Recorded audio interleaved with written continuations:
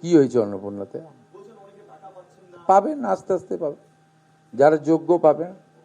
এখন অবধি উনি তো আজকেও ধর্ম বর্ণ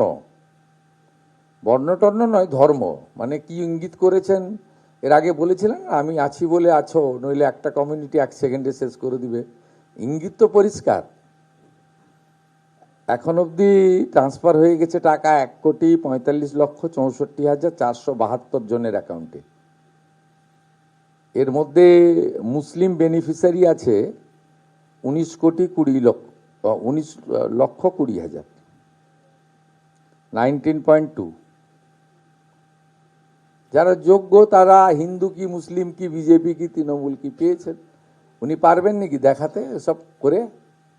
আমি শুধু নন্দীগ্রামের একটা গ্রামের কথা বলবো, 86% হিন্দু বাস করে, হরিপুর গ্রাম পঞ্চায়েতের।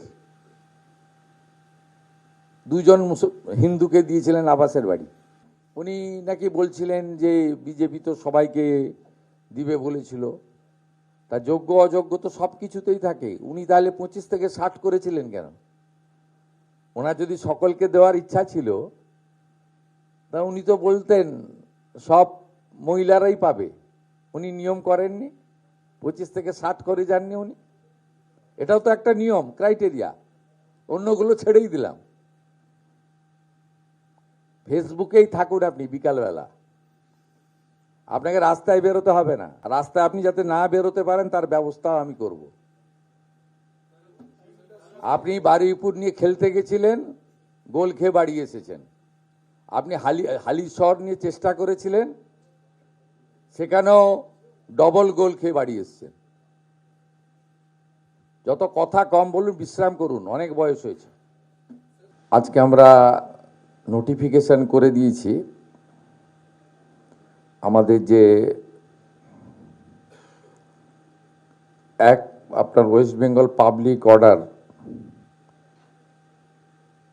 গভর্নমেন্ট প্রপার্টি ড্যামেজ এবং তার 3 গুণ আদায় করা সুদ সহ আজকে আমরা স্বরাষ্ট্র পার্বত্য বিষয়ক দপ্তর থেকে নোটিফিকেশন করে দিলাম।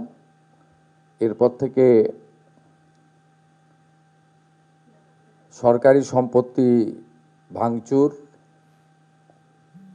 পুলিশকে আক্রমণ, থানা জ্বালানো, বিডিও অফিস জ্বালানো,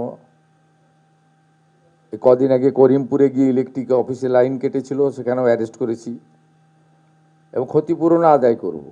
তার আজকে আমরা রাজ্যপাল মহোদয় সই হয়ে যাওয়ার পরে আজকে রুল জারি করলো পশ্চিমবঙ্গ সরকারের পক্ষ থেকে। গুন্ডা দমন অ্যাক্টের একটা পার্ট এটা কার্যকর হয়ে গেল, আর একটা পার্ট রাষ্ট্রপতি মহোদয়ের কাছে আছে। এটা একটা মেন পার্ট, এটা আজ থেকে কার্যকর হয়ে গেল, মানে রুলস আমরা করে দিলাম।